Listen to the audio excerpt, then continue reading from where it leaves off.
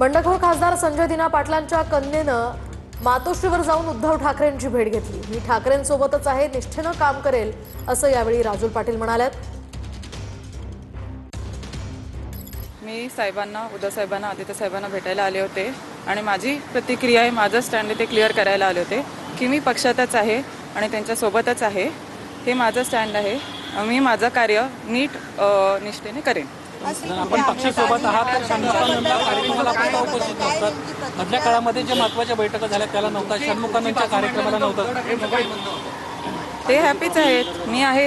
ते आधी त्यांनी माझ्यावर एवढी जबाबदारी दिलेली आहे आणि मी त्याच्यासाठी उभी आहे आणि त्यांनी ते हॅपी खुश आहेत। ते मी आहे, ते त्यांच्यासोबतच आहे। ते त्यांचा निर्णय आहे। आमच्या घरात इंडिव्हिज्युअल निर्णय घेण्याची पद्धत आहे। त्यांचा निर्णय ते घेतील, ते आपल्याला कळवतील। माझा निर्णय जे आहे